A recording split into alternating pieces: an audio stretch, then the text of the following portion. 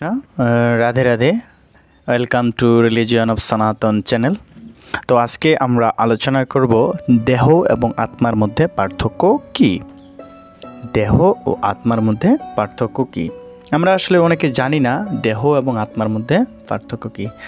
আজকে এই ভিডিওর মাধ্যমে আমরা জানতে পারবো দেহ এবং আত্মার মধ্যে পার্থক্য কী। অবশ্যই সম্পূর্ণ ভিডিওটি দেখব এবং এই চ্যানেলে নতুন হলে অবশ্যই সাবস্ক্রাইব করব। আর আপনি যদি সাবস্ক্রাইব করে থাকেন আপনাকে অসংখ্য ধন্যবাদ। চলুন ভিডিওটি শুরু করা যাক।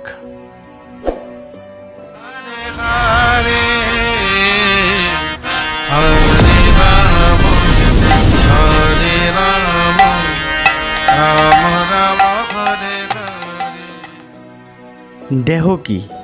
দেহ হচ্ছে জড় বস্তু। দেহ অনিত্য, যে কোনো সময় নষ্ট হয়ে যেতে পারে আমাদের এই দেহ। যেমন বিস্ফোরণে, অ্যাক্সিডেন্টে নষ্ট হয়ে যেতে পারে। দেহটা হচ্ছে অনিত্য, ইন্দ্রিয়ের দ্বারা অনুভবযোগ্য। অর্থাৎ আমাদের যে দেহ রয়েছে সেটা আমরা ইন্দ্রিয়ের দ্বারা দেখতে পারি বা অনুভব করতে পারি। দেহ পরিবর্তনশীল, অর্থাৎ আমাদের যে এই দেহটা রয়েছে এটা পরিবর্তনশীল। অর্থাৎ আমরা যদি দেখি আমরা ছোটোবেলায় একরকম ছিলাম, তারপরে কিশোরে আরেক রকম, যৌবনে আরেক রকম, বার্ধক্যে আরেক রকম ছিলাম আর কি। তো আমাদের এই দেহটা কি হচ্ছে? পরিবর্তনশীল হচ্ছে, মানে পরিবর্তনশীল দেহ কি পরিবর্তনশীল। আর আমরা কি জানি আমাদের দেহটা কি কি উপাদান দিয়ে তৈরি?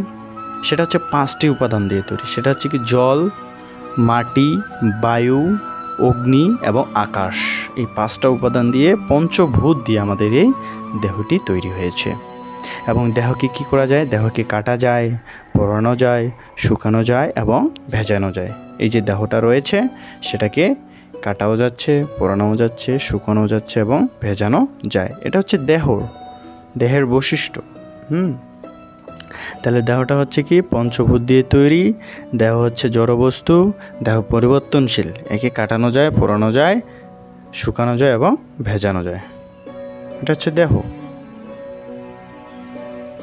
পরের বিষয়টি হচ্ছে আত্মা। আত্মাটা কি? আত্মা হচ্ছে চেতন, আত্মা নিত্য, ইন্দ্রিয়ের অগোচর। মানে ইন্দ্রিয় দিয়ে আত্মাকে দেখা যায় না, জাস্ট অনুভব করতে হয়। অনুভব কিভাবে সেটা পরে বলতেছি। আত্মা পরিবর্তনশীল নয়, আত্মার কখনো পরিবর্তন হয় না। যেমন এখন একটু ছোট আছে, কিছুক্ষণ পরে একটু বড় হয়ে গেল, তারপরে আরেকটু বড় হয়ে গেল, না, এরকম নয়। আত্মাটা এরকম না, আত্মা পরিবর্তনশীল নয়। তারপরে আত্মাকে কি করা যায় না? কাটা যায় না, পোড়ানো যায় না, শুকানো যায় না এবং ভেজানো যায় না। এটা কোথায় বলা হয়েছে?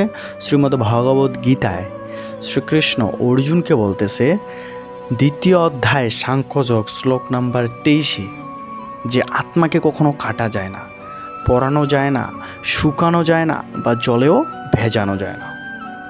তাই আত্মার ডেফিনেশনটা এমন। এবং শাস্ত্রে বলা হয়েছে যে আত্মার যে আয়তন সেটা হচ্ছে আমাদের কেশাগ্রের অর্থাৎ চুলের অগ্রভাগের 10,000 ভাগের 1 ভাগ, যেটা অনুবীক্ষণ যন্ত্র দিয়ে দেখাও অসম্ভব। এটা হচ্ছে আত্মা। এই আত্মা যখন আমাদের দেহে অবস্থান করতেছে তখন আমরা জীবিত, আর আত্মা যখন এই দেহ থেকে চলে যাচ্ছে তখন আমরা মৃত। তাহলে আত্মা এবং দেহ কিন্তু এক নয়। আত্মা আলাদা একটা বিষয়, দেহ আলাদা একটা বিষয়। সেটা আমরা কিভাবে বুঝতে পারবো যেমন আত্মা এবং দেহ এক নয়? যদি আমরা দেখি আমাদের সামনে কোনো ডেড বডি পড়ে আছে, অর্থাৎ কোনো একটা মৃত ব্যক্তির লাশ পড়ে আছে, তাহলে আমরা দেখতেছি যে তার মধ্যে যে উপাদানগুলো, দেহের মধ্যে যে উপাদানগুলো আছে আমার মধ্যেও সেগুলো আছে।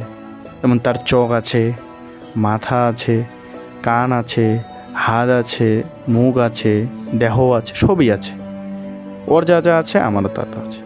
কিন্তু কি এমন একটা জিনিস নেই তার মধ্যে যে তাকে ডেড বডি বলতেছি আর আমি মানুষ বা আমি জীবিত অবস্থায় আছি? কী কারণ? ওই যে একটি বিষয়, সেটা হচ্ছে কি আত্মা। এই যে আত্মা, এই আত্মা যখন আমাদের দেহের মধ্যে অবস্থান করতেছে তখন আমরা জীবিত। আত্মা যখন আমাদের দেহ থেকে চলে যাচ্ছে তখন আমরা কি মৃত। তাহলে দেহ এবং আত্মা কিন্তু এক নয়। দেহ আলাদা বিষয়, আত্মা আলাদা বিষয়।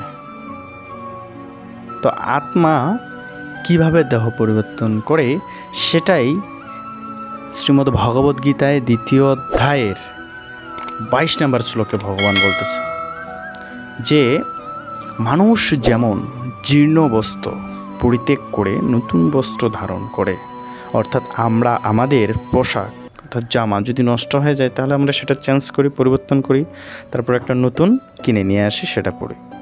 ঠিক সেরকম আত্মা এই জীর্ণ শরীর ত্যাগ করে, অর্থাৎ বার্ধক্য বয়স্ক শরীর যেখানে আর আত্মা থাকতে পারতেছে না, অ্যাক্টিভিটিসগুলো করতে পারতেছে না, তখন কি করে এই দেহটা ছেড়ে আরেকটা দেহে নবীন নতুন দেহে গমন করে আমাদের কর্মফল অনুসারে। তাহলে ভগবান শ্রীমদ্ ভগবদ্গীতার 2য় অধ্যায় সাংখ্য শ্লোক 22 নম্বর শ্লোকে বলতেছে আত্মা কিভাবে দেহ পরিবর্তন করে, যে মানুষ যেমন জীর্ণ বস্ত্র পরিত্যাগ করে নতুন বস্ত্র ধারণ করে, আত্মাও তেমন দেহীও তেমন জীর্ণ শরীর ত্যাগ করে নতুন শরীর ধারণ করে। এই হচ্ছে আত্মা এবং দেহের মধ্যে পার্থক্য।